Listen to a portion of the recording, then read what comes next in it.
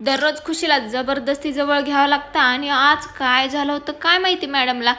जबरदस्ती माझ्याजवळ येऊन बसत होत्या आणि बघा बसल्या बसल्याच मॅडम झोपी पण गेल्या.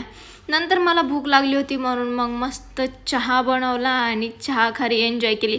यावेळेस थोडी नवीनच खारी आणली होती आणि याची टेस्ट खरंच खूप भारी होती. आणि हेअर वॉश करायचा होता म्हणून लगेच हेअर ऑइलिंग पण करून घेतली. मस्त अशी केसांची मालिश केली आणि एवढं भारी वाटत होतं. नंतर लगेच मग स्किन केअर पण करावं म्हणलं आणि स्किन केअर केली. गोळ करून मग जेवायला बनवायचं होतं तर सकाळची चपाती होती तीच घेतली आणि दही आणलं होतं. दही जवसाची चटणी चपाती वा आणि त्यामध्ये मग थोडेसे हे वाटाणे वगैरे होते तर त्यालाच फ्राय केलं आणि जेवण तर एकदम भारी झालं कारण दही आणि चटणी एकदम म्हणजे नेहमीच भारीच लागतं.